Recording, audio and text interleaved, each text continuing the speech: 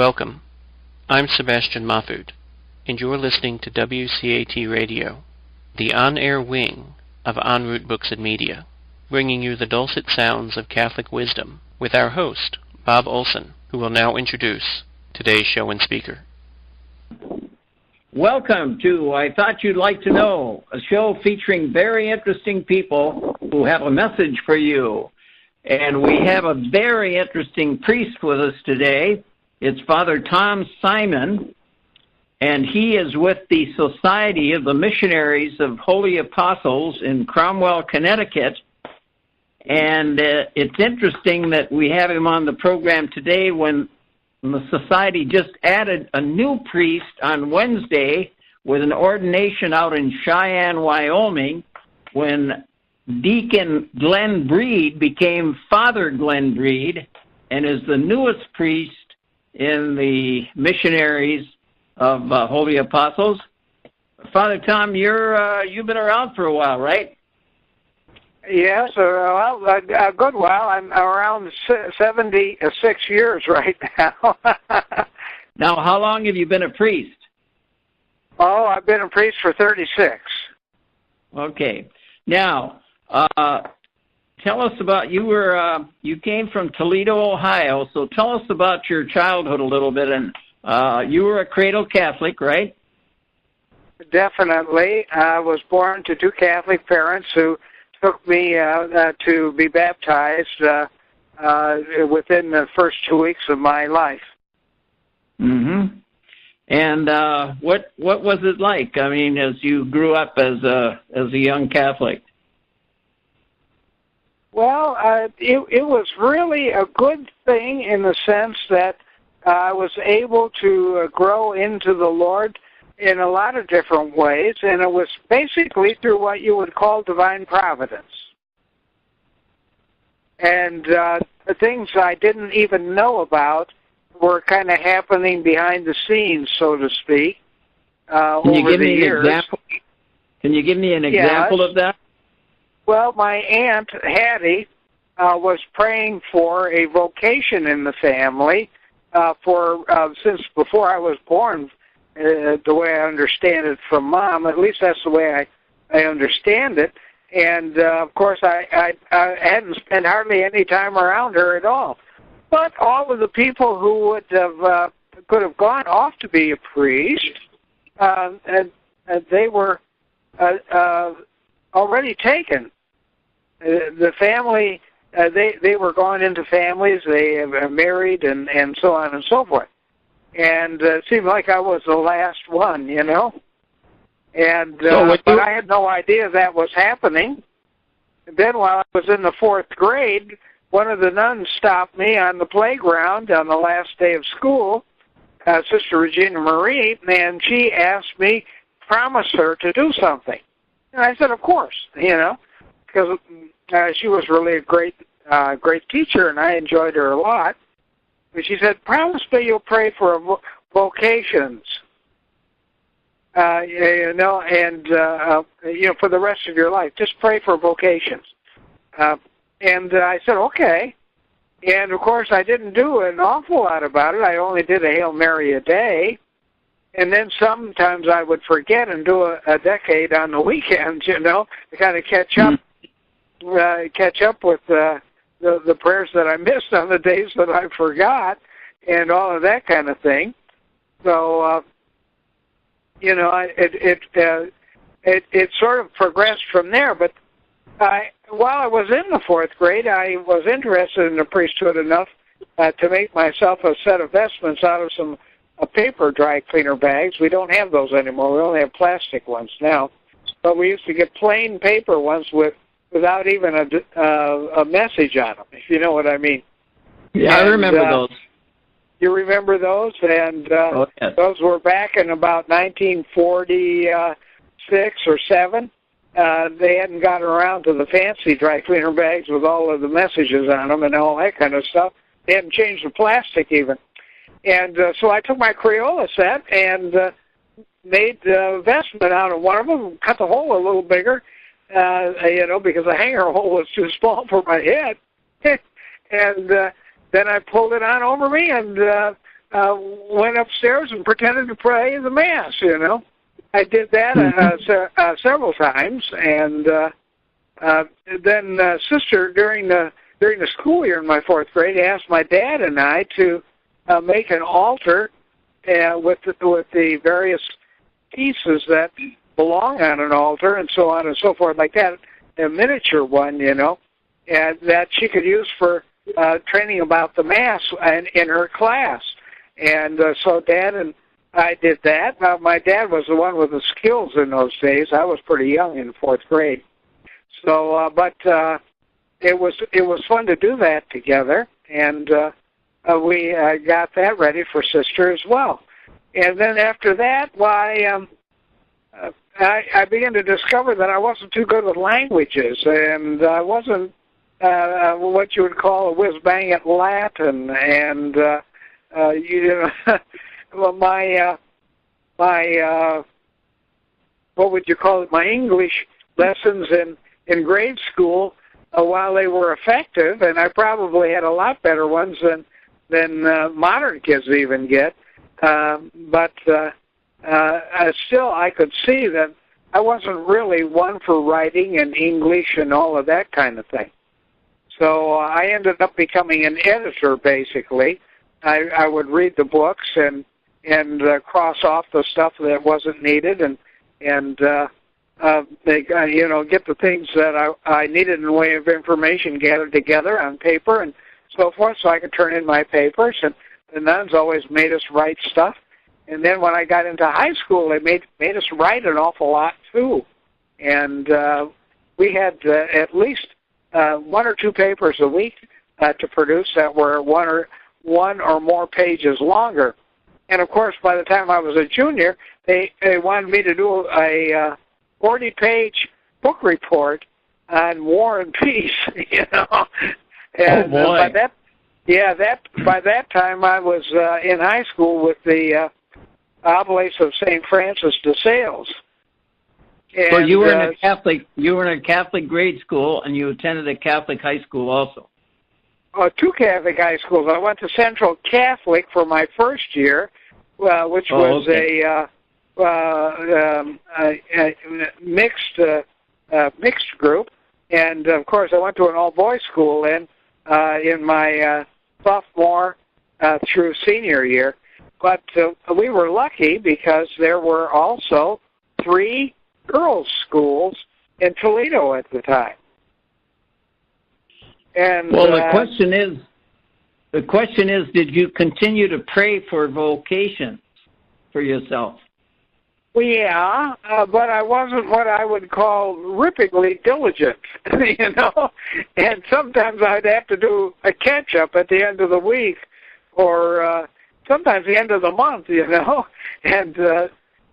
I would remember that I made the promise, so then I would get onto it again, and so forth like that. So it was kind of a struggle, and of course, your hormones get ahead of you when you're in your early teens and stuff, and you get into high school, and so you begin to notice the women a little more, and that's kind of a distraction. Oh, okay, I see. But you were kind of shy, weren't you? You told me. Oh yeah. When I was small, I used to walk up behind my dad and grab him around the knee and look at any visitors, without saying a word. I wasn't the one to run out and greet them and give them a hug and laugh and do a performance for them. You know what I mean? I was now, sort of Didn't the nuns ask you to serve and there's things like that?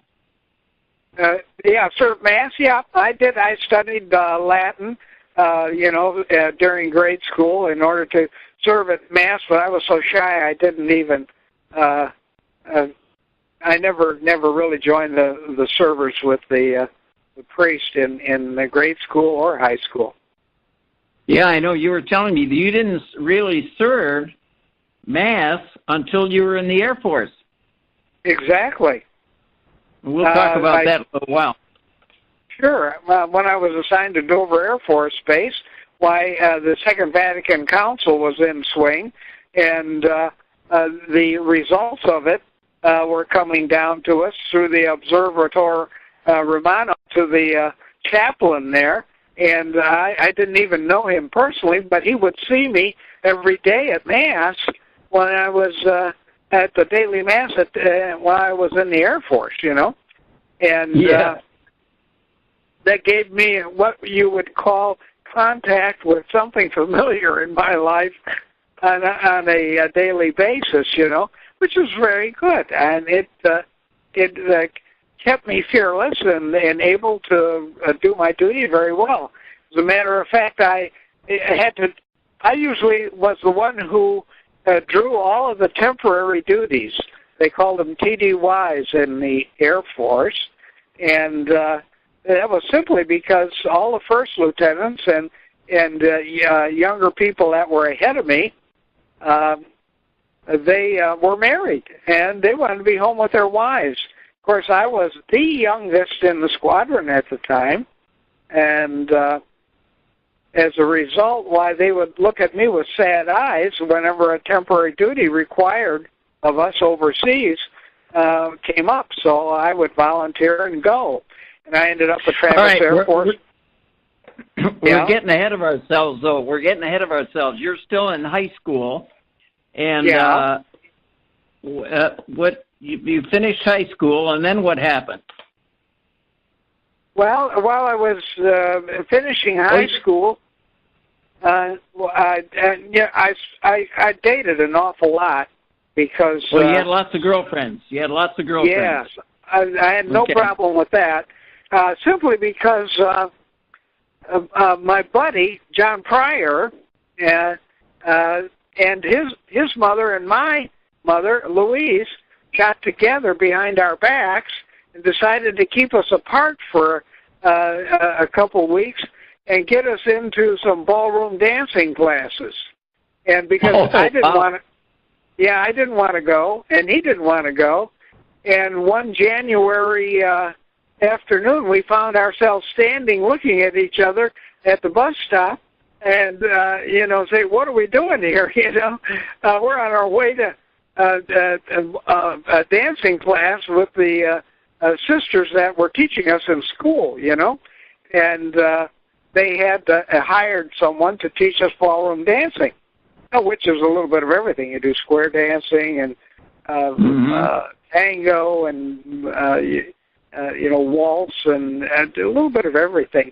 And modern dancing, we did in those days. It was the bunny hop and so on and so forth. So we got to meet girls that way because John didn't have any girls in his house or his neighbors really, and I didn't either. So we weren't around girls at all. So our mothers were really watching out for us and getting us acquainted with girls before our hormones really took over, So, wow.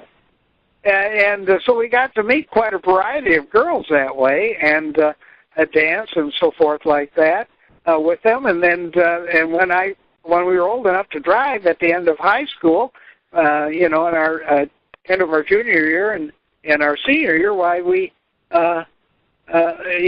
we were dating pretty regularly one another. We double date though, which was good.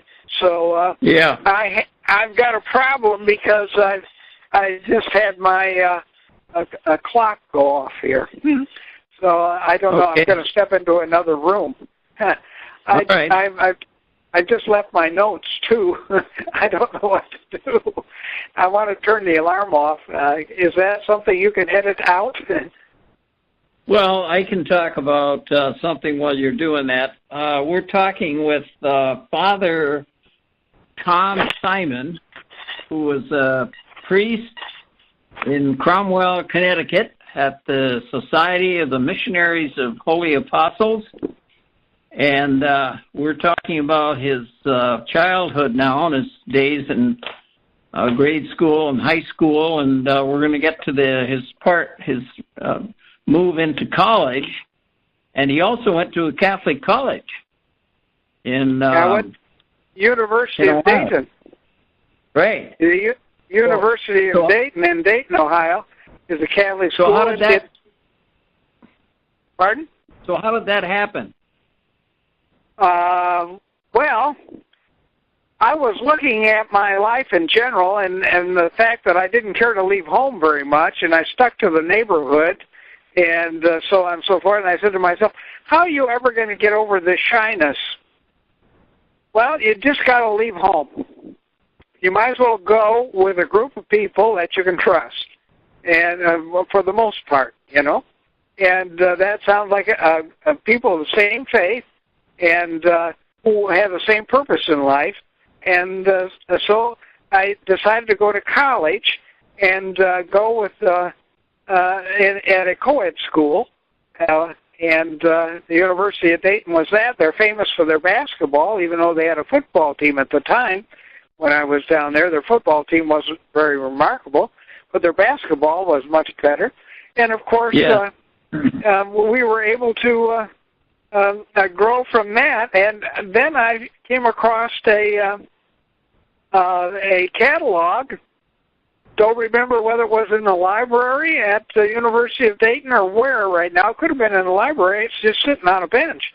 And it was for Northrop Institute of Technology in the Los Angeles area, you know. And it had to do with aircraft. Now, you were in your first year at Dayton? Yeah, I spent my first year at Dayton in college. I had a chance to sample mechanical technology and chemical. I loved the chemical lab. Yeah, that's what you were studying at Dayton? Yes. And now, did you have a gift for that? I mean, did you make model airplanes or anything like that, or? Oh yeah, I was always building models, and airplanes were a strong part of that. And we built a boat at home, of course. And one of the leftover things from it was the framework that all of the parts were shipped in, and they were just shaped like a wing, you know, the framework. So I turned in a family picnic table into an airplane. Wow. And I bet your favorite magazine was what was it called? Popular Mechanics. Yes, absolutely. That's the first thing I pick up when I went to the barber shop. That was your favorite magazine. Okay, so you were mechanically inclined, and you left Dayton then after a year, and you went out to California to this, tell us about that school. Well, I was 200 miles away from home at Dayton, and I couldn't go home on the weekends. So what the heck, I might as well be 2,000 miles away and go to an aircraft school, because I discovered I was no good in the chemical technology at all. And because I couldn't memorize easily the periodic table, and you need to do that to be a good chemist, you know. I could work in a lab, though, and things like that, so I would have never gotten a degree in chemistry there. And so I decided to leave and go after the mechanical things, and I loved airplanes, so why not go to an airplane school?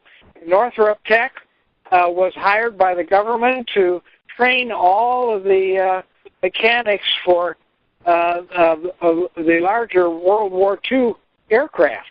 In other words, the aircraft that were being delivered regularly to our Army Air Corps bases and stuff like that needed to be serviced and needed to be maintained. So they established a school at Northrop Tech, and that's where they learn how to do that. And I thought that this would be a good place for me to go, because I'm interested in that kind of thing. And, of course, they had also other engineering programs in it, involved with it, too. Was that during the Second World War? No, that was after the Second World War. And the jet plane was just coming out, but the tech schools that were training were still training on the reciprocating equipment, because it was all over the place, all over the world, you know. Yeah. So the propeller-driven aircraft were still the main type of aircraft when I started in college, and I decided to go for aircraft maintenance engineering. But I wanted to do it my way. I wanted to get a mechanics license first, just in case the money ran out and ran short, because it wasn't coming out of my pocket. Mom and Dad were loaning me some money, you know. And so I got my aircraft maintenance license, airframe and power plant license from the FAA first, and that was 1 year out there. Mom and Dad wanted me to go on because my grades were good enough with the engineering, so we went on with that. And I finished out as an aircraft maintenance engineer, and we do modifications on aircraft for changing different kinds of engines and equipment on it, and so on and so forth. We can upgrade airplanes and things like that. That's why we've had the B-52 around for 50 years now, because they've gotten all the newest and most modern equipment into it and took the old stuff out of it and refurbing them and knowing how to do it and do it well so that the thing would not blow up in the face of the pilots and crew. It was a very important thing, and I enjoyed doing that kind of stuff. Okay, so you were there for 3 years then? Well, about 3.5 years. Let me see.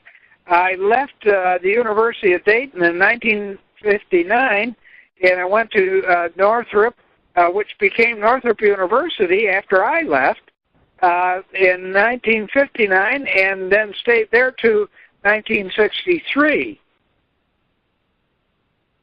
And I got out at the end of 63. I went to you had quite a degree. Go ahead. Go ahead. Oh, you had quite a degree then, huh?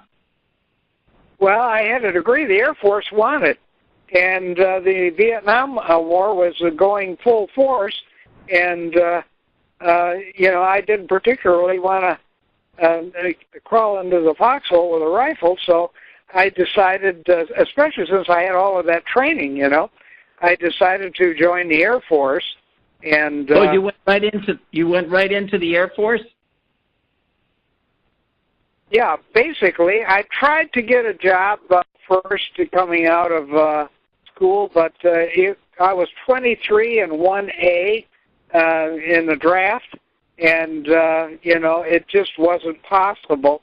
Nobody wanted to sign me up because they figured I would be sucked into the service right away, Mm-hmm. And so they kind of let me go. And, of course, I turned to the Air Force then, and it was a good time to do that during the war. The Air Force was very active, of course, throughout all theaters of that war. And I ended up in 1963 at Lackland Air Force Base for training. Now, you just started as just a raw recruit? Not exactly, because you had a degree, a Bachelor of Science degree from an accredited university, where they would start you out as an enlisted person, but at the level of staff sergeant for pay. And then they would bring you and turn you over to the drill instructors, and the drill instructors would put you through it all. I mean, we had to run the mile every day. We had all of our calisthenics to do and all of that kind of thing. We had to also learn to use weapons and so forth. So we were on the firing range, and I made expert with a pistol and so forth.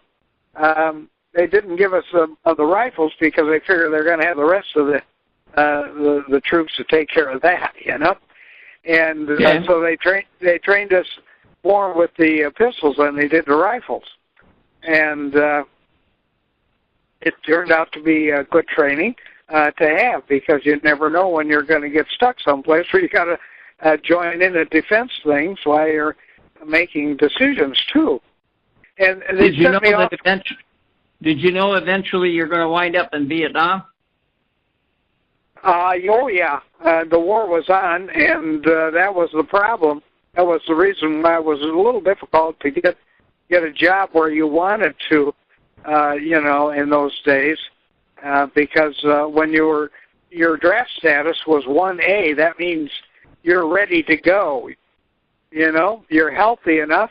They're only giving you a deferment for college, and you get out of college with your degree, and then bingo, they want you, And it takes them a couple months to catch up with all of that, but they do it, I think I was, after graduation, it was the end of the summer, and I had to go to Lackland Air Force Base or join the Army. So your training went well, though, huh? Yeah. Mm-hmm. How long did that last? It went well overall. I didn't pay as much attention to the sports program other than the running and so forth like that. And I did well enough with that and so forth. But I tried to concentrate on the academic end, and my squadron commander, thought I wasn't enough of a team worker, so I had to go to the wing commander and have a little interview with him and so on and so forth. And I explained to him what I was doing and why I didn't participate as much in the extracurricular sports activity, what I was doing with that time and so forth like that. And he said, well, fine. And, I was really preparing for Air Force life. And but you still hadn't served mass, though. Oh, no. Okay. I went to from Lackland then to Chanute in Illinois for maintenance training. In other words, when I set foot on a Air Force base any place in the world, I would be headed for the maintenance part of that particular base, and I'd be down on the flight. I'd be down on the flight line where all the hangars were, and all of the troops who worked with the aircraft, and I was responsible for on my shift and so on and so forth, because we had round-the-clock shifts in the Air Force on the aircraft all the time, year in, year out. It's still going on today. And on my shift, I was responsible for the squadron, everything that was on the ground. Getting it repaired and getting it ready. So, and then writing the reports and stuff like that for all of the maintenance people that worked for us, Now, so how did you get to Vietnam? Oh, well, after being at, I was assigned to Dover Air Force Base in Delaware on a very large cargo aircraft. And at the time, the space program was quite active, and our particular cargo aircraft could haul the very top missile section on that big pile of missiles that took the astronauts out into outer space, We could get that inside that airplane and deliver it that way in one piece right from the manufacturer. And so I was involved with that for about a year and a half before I got to Vietnam and so forth. In fact, at Patrick Air Force Base, I met the 3 astronauts who happened to get fried in the capsule there, the ones that got caught in the oxygen fire while they were checking out for a ride in space, that happened back in those days. Well, they didn't die, did they? Yeah, they did. There was an oxygen fire, and of course they were inside the capsule. And if you go back through the history of NASA and the space program, you'll find out who they are. Scott Carpenter, I think, was one of them. And there were 2 others right now that don't click to mind. But I met them when we were bringing the missile parts up there. They came down to meet us at Patrick Air Force Base when we landed. And so we were doing some of that. All right, but let's get to Vietnam now. Oh, okay. How'd you get there? It was time to take my rotation of duty out there, and so the people in personnel sent me the paperwork, and I thought, I saw all of those wonderful movies in World War that came out of World War II, and how the troops went aboard ship across the ocean and all of that kind of thing. And I said to myself, well, I'm just a ground pounder myself, maintaining the airplanes. I'm not a pilot. So maybe I'll end up on a ship or something like that. No, they gave us tickets on the Pan Am 1, which was their premier flight that goes around the world. And Pan Am 1 was, and I had tickets from the Air Force. The Air Force bought them for me and put me on the airplane and sent me over there on Pan Am 1. So we got off at all of the civilian airports on the way and so forth. We got off in Hawaii, and then we stopped in Hong Kong too and refueled, and went on to Thailand, and I got out in Thailand, and a twin-engine Army plane took me up country to Korat Air Force Base, where I was a maintenance officer with a squadron of F-105s. They were called thuds in those days, and but they were named originally by the manufacturer Thunder Chiefs. And you actually spent spent your time in Vietnam, in the Vietnam War, in Thailand, right? Most of it, yes. I did have an opportunity to go into Vietnam itself because they were looking for volunteers at the time, and it just didn't occur to me to grab that particular one, and I was very lucky because the lieutenant in the maintenance squadron that was next door to me on the flight line took it instead, and he lost his life as a result. They took a C-47 down there, a small propeller airplane, which was large enough to put tools and maybe about a dozen mechanics on it to go recover the aircraft that got shot. They were hit and damaged and so on and so forth. Couldn't get back home. And they would send this particular flight out every couple of weeks to go try and recover these aircraft that were at different bases in Vietnam and around the war theater. And they would go after them. Well, they went to Tan Son Nhut, and of course, when they came home, they had all of these shot up and broken parts and things like that, plus a full fuel and all their tools and all of them in the plane. And one of the Viet Cong managed to hit one of the engines on the C-47, and it was on takeoff, and the airplane didn't have enough power to turn around and come back with all that weight, and it cartwheeled into the jungle and burst in flames, and all of the mechanics and crew and everybody died there. And I could have been on that plane, but for some reason or other, divine providence just, it didn't want me to go, I guess. and he ended up getting the assignment when I was asked to go first, Well, the Lord had something else for you in the future, I think.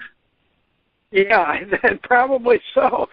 Considering that I'd almost died twice before as a child, and so death was a very very present thing to me. And the odd thing about it was when I was really small, when Mom had to pick me up and put my nose over the side of the casket to see Grandma and Grandpa and stuff like that, I was that small.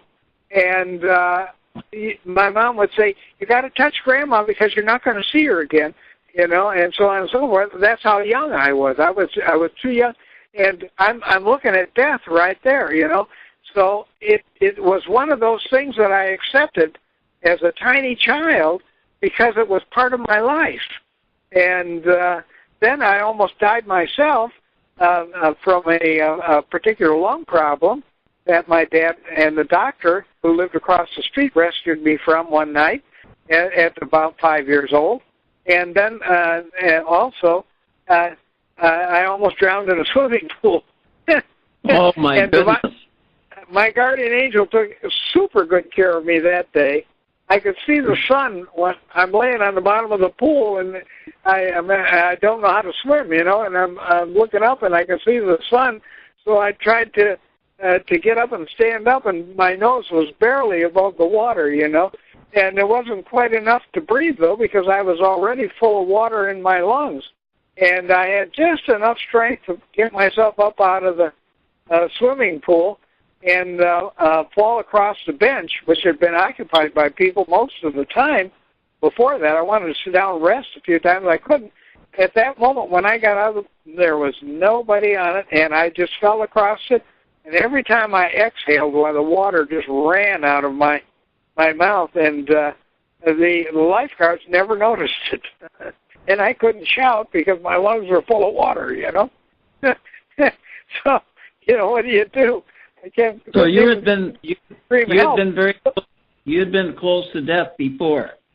But, oh, absolutely. As a child, I was close to death twice, and then you know, I was saved by just divine providence on that airplane flight, not being on it, you know. Now, how long did you spend in Thailand and Vietnam? That was a year-long assignment, and then they would send you back to the States to be in a squadron there, and after about 6 months, you became eligible to go back if they wanted you. Did you go back?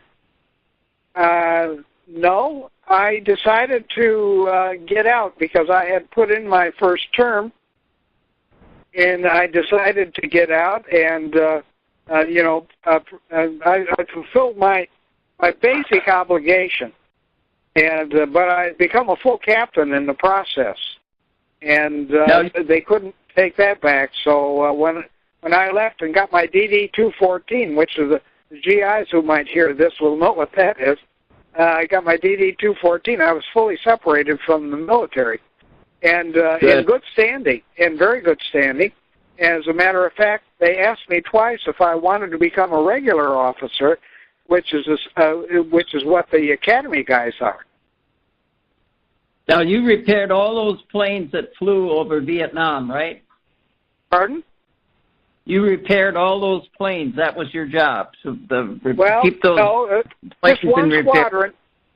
You know, out of a dozen or more squadrons of different types of aircraft, I was on one squadron of F-105s, and you know, there was a dozen airplanes involved with that. Okay. But that was an important job, huh? Well, we had to maintain them so that the pilots had something that they could fly and depend on and get back. And we only had two of ours captured because they were either hit by missile or ground fire over North Vietnam. And they were in the Hanoi Hilton then. I felt very sorry for those guys. And, of course, the airplanes got tore up, of course. And they're sort of like a ship is to a Navy man. That's home, you know. In the middle of the ocean. So you left Vietnam. Where did you serve your first mass then? Where was that in Thailand? No. I served that when I came to Wright-Patterson Air Force Base, and it was in the last 6 months of my time in the service. And how did that go? How did that go again? Well, I went to daily mass, and the chaplain there noticed that, and all of the the instructions coming out that from the Vatican and the Observatory Romano and so forth like that were coming to the chaplains.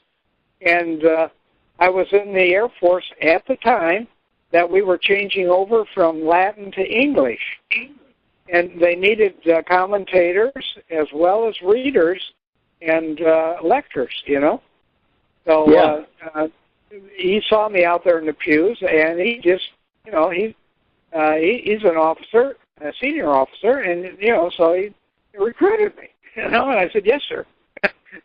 And I started helping out as a commentator and then as a lector at the Masses. And then there was a home mission that came to the base at Wright-Patterson Air Force Base in Dayton. And I was assigned there during that time as the maintenance officer for base maintenance on all the transient aircraft. And so any visiting aircraft, I was in charge of maintenance for them. And while I was there then, we had a mission because they had a priest come in, and he was having a home mission in somebody's house. And he looked at me and said, would you help me with Mass? And, of course, we put the Mass on the dining room table, you know, and so forth. And he handed me the readings and so on and so forth. When it came time to fill up the chalice, well, I just did it, you know. And I didn't have a chance to say no. It just kept coming at me faster than I could say no, so to speak, you know. So okay, I was successful at it, and it didn't scare me to death at all. So you know, I was glad to be able to do it. Were you thinking about being a priest at that time at all? No. Okay. I didn't feel qualified. My Latin was rotten, but the church was in the process of going to the vernacular. But you went home then after you got out of Vietnam. Oh yes. You went home? I went home because my two uncles had the Hullhurst Tool Company, and neither of them had any children. And they were interested in having me go to work for them at their tool plant, which was fine with me. And then you had a lot of girlfriends again. Well, I had several, but there wasn't as many available. And I want to tell you, you might have a better group to choose from at the end of high school and in college than you will after that, because most of them were kind of used, so to speak, and abused that were left over, you know. And it made an interest. Your relationships got a little more difficult. So you really you had pretty good discernment on these girlfriends, though, right? Oh yeah. Well, that started very early in life because I had two girls that I got along well with and used to play house with and so forth like that. And when we got old enough to do math, you know, in grade school, why they turned from friends to enemies simply because I wasn't paying any attention to the math the way they were, and the girls were always ahead in those kind of things when we were in grade school, and they really gave me a hard time, and I thought it was very unfair, you know, and made me very, very suspicious of women from there on out, you know. So I was very careful, and so far I knew Mom was a good one, you know, but as they got older, these other ones, you didn't know how they were going to turn out, you know, and then so anyway, and then what? You met Father David Zersey in Toledo, Ohio. Yes, I did. He came back from South America, where he was a missionary, missionary of the Holy Apostles. Father Menard had recruited him, And he came back. He was kind of sick at the time, and they got him well again. And while he was home, his girlfriend that he used to have when he was, before he ever went to the seminary, well, her husband got sick and very ill. And, of course, she wanted him to come and anoint him. And Father Xerxes is from Norwich, Connecticut. And, of course, he was here in Connecticut with the missionaries. And I was in Ohio. And his girlfriend was in Ohio with her husband. So he came to Ohio to visit, and he walked into the parish. This is divine providence. He walked into, because I've never been there myself, he walked into the parish where my buddy and his wife were parishioners. And Mary Plahy, she was Mary Pryor by that time. She had married John. And Mary met Xerxes in the hallway in the rectory at St. Pius X in Toledo. And she said, you know, I have a friend that's looking around at vocations right now. Would you be willing to talk to him? Because he's never talked to a religious order priest or anybody who's been involved in missionary work. And David said yes. And then she called up John and said, John, I got a priest here that's a missionary that's interested in visiting with Tom. Can we set it up? And so John called me and said, hey, how would you like to go to dinner with David Xerxes? And who is from Connecticut, and he's a missionary just in from, and I said, of course. I want to find out what this missionary business and religious orders were about, you know. And so we got together that night, and John Pryor and myself and Father Xerxes had dinner together and enjoyed his company. And he was an extremely good person at explaining things and the stories that went with his work and so forth like that.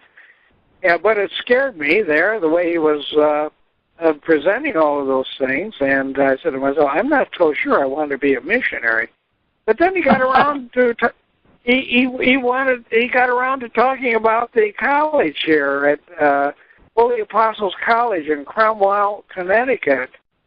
And the college, of course, was running an undergraduate seminary program, and that's where I would have to begin because I didn't have any philosophy. I was a graduate engineer with no philosophy, you know, and you don't dare go into training for the priesthood without a philosophy background. At least get a year of it anyway. So I came over and I met Brother Jeff in the hallway there at the entrance to St. Peter's, and it turned out to be a great thing, and I enjoyed that. And he got Father Leo Ovian, who was the rector, and I managed to talk to them and so forth, and they said they would accept me in the seminary on a temporary basis because they couldn't do it full-time without being sponsored by a bishop. And I didn't have a bishop for a sponsor. I was just me there looking at things, you know. And so they said they'd let me stay for one semester, and I would have to get a bishop before I could, be actually fully in the program. So I needed philosophy, and philosophy was kind of non-religious studies, so to speak. It was. It has everything to do with the thoughts that go into theology and so forth like that. But it was courses that were outside of the seminary program normally. So, but had to be taken in order to enter the seminary program. So I took those and I passed them by the skin of my chinny chin chin, and I said, well. I like it. I like being there, and I like being in the chapel every day and participating in the divine office and doing the things that needed to be done. at that particular stage of study and preparation. And they invited me at Christmas, of all things, to go with them to South America while they were having their annual meeting. They have an annual meeting down there. And at the time, that was a mother house because our founder was living there. And so we went to the oasis near Lima, Peru, and they said, if you go down there, what we'll do is we'll send you with the missionaries up into the mountains while we're having our meetings. And so forth. You know, because I couldn't go to the meetings. I wasn't a member. And I said, terrific. And I decided to go ahead and accept that invitation.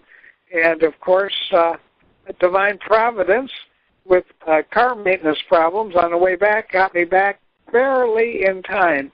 The skin of my little teeth in order to catch the airplane and go to South America with them.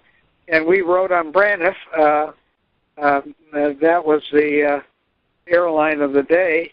It's an airline that's gone now, but we went to Peru on Braniff, and we made it there. And we were met by Father Menard at the Lima airport, and of course down there they inspect your bags for everything. I think the inspectors there were looking for what they like. You know, yeah. They could tell you whether or not you can bring it in the country or not. If you couldn't, well, where are you going to live it except leave it with them, you know? Well, Father Menard knew all of those guys because he was flying all the time, you know? And of course, he knew how to talk to him to the point where he could aggravate him, you know? So he managed to get us all through without them even. They just told us to close our bags and go through with Father Menard. And so can you remember what year that was? Can you remember what year that was? No. That was 1975. 1975. Okay, Now, you tell me that you went from that meeting that you had, or that dinner, with Father David Zersi and his former girlfriend, and he had come to visit her and her husband because their husband was sick. And you had this dinner, and he gave you a presentation, and you went right from that dinner to Cromwell, Connecticut? Not exactly. I called up and made plans and asked them if I could stay overnight and so forth like that. I also wanted to look at two other religious orders on the East Coast, and so I had stopped at those places on the way there, because Cromwell, Connecticut is the farthest east of the whole bunch, you know. And if I'd gone on up one more and go to Pope John the 23rd in Boston, that might be a couple more miles farther east, but it's way up north. You're getting north toward the northern side of New England then. And you had been thinking about being a priest then after you came back from Vietnam. You were working in your uncle's tool thing, and but you. I wasn't thinking about being a priest at all while I was working there. I was learning basically the business there, but I was attending a church, as I usually do, on an almost daily basis, and going to Sunday Mass and so forth. And, of course, they invited me into the choir, and I was in the choir with some people who were cruciistas, and there were also some charismatic people there. And the choir had a mixture of people in it for the parish, and some Knights of Columbus as well. And I got a chance to meet all of those different people. And somebody invited me to go to a conference that had to do with spirituality and so forth like that. And so I went to the conference, and I learned about the Gospels of St. Luke and the community life and so forth, and shared faith with other people my own age, and who were some of them were married, and I was not, but they were married and so forth, and wanted to become stronger Christians. And so I completed that. I were completed. getting interested, right? Pardon? You were getting interested. Well, I was interested in God, and the Cursillo was showing me how to live a daily life with God in it, whereas the regular church really, beyond Sunday Mass, hardly shows you anything, you know? If you don't belong to any of the other little groups in the parish, why, you just your daily life is your own private prayer with the Lord. And I wanted more than that. I wanted to have shared prayer with other people and have a little bit of support of some kind on a spiritual level from other people who were struggling with a spiritual life too, because I certainly was. But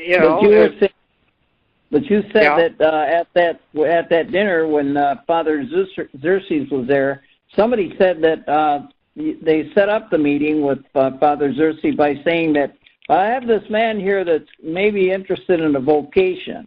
So you must have had some. So how did they know that? I had already started looking. Well, that was after I'd made this Cursillo. And after the people from the Cursillo who were charismatic invited me to some of their meetings, you know. And then I started a Life in the Spirit course, which was really a blessing for me. And it taught me a lot of things that I never got at home or from my own parishes or anything like that. Yeah. The Life in the Spirit course was really one of the most revealing things that I ever was able to touch. And it set you on fire. It absolutely did. On fire. Yeah, and it wasn't a month or two later. Then I was on this tour after I met Xerxes. In the meantime, then, in other words, I had completed the Cursillo and the Life in the Spirit course, and then Xerxes showed up. It's divine providence is getting all of these things laid out. Really? You know? And they were happening. They were happening within weeks of each other. You know what I'm saying? Yeah, it was happening. What I meant to say, once it started, it happened pretty fast, right? Well, yeah. Oh, it just kept rolling. I want to tell you. And listen, we can't keep rolling now because we're out of time. And just think, God bless you. Yeah. Well, we didn't talk about how you when you became a priest, and we didn't talk about when you went to Peru. We didn't talk about West Virginia and Washington and all these interesting places. So I got good news and bad news. Now, what do you want first, the good news or the bad news? Well, I'll take it all. Well, the good news is that we're out of time and we have to finish. The bad news is you got to come back on Friday at. What's so bad about that? You're a wonderful interviewer, and I'm enjoying my time here. I'm getting some enthusiasm, a lot more than I had an hour ago. Well, you are a very interesting person, and you have a very interesting life, and we're going to continue with it next Friday. And let me see here, what time is that going to be? Just Friday. It's going to be at 6 o'clock. We're going to get together again at 6 o'clock, and we'll have all kinds of fun again talking about how you actually became a priest and all the priestly travels and everything you had. So why don't you close with a prayer, and we'll see you next week, same time, same station. Okay. In the name of the Father, and of the Son, and of the Holy Spirit. Amen. Dear Lord, we praise and thank you for the gift of all things, especially the gift of faith, the gift of our baptism, help us to recognize the Holy Spirit as adults and help us to turn to Him for the things that you want us to do and the ways in which you want us to react to the providence that you bring into our lives. And help us to always react positively to you. And we praise and thank you for the gift of those who gave us good example and helping us to recognize those who were giving bad example. That's right. And we ask you, Lord, to bless not only those who are listening to us, but also those throughout the world who might have an interest in serving you in any way, shape, and form, who want to really love you in the depth of their soul and hearts. So come, Holy Spirit, come, the perfect one, the enabler, in the name of Jesus of Nazareth, the Holy One of God. And may the blessing of Almighty God descend upon all whose lives we have touched tonight in some way. We ask it in His name. Amen. Amen. And we will see you again on this program we called I Thought You'd Like to Know. And we also have another one on Fridays that I Thought You'd Like to Know This Too. So we want you to find out about all the wonderful things that happened to Father Tom after he made that decision to become a priest. So we'll see you next week, same time, same station. Okay, well, thank you. It's a pleasure being here, Bob. Thank Bye-bye. you. Bye-bye. We hope you enjoyed the program and will join us back for another show on WCAT Radio. This is Sebastian Mahfood. Good day.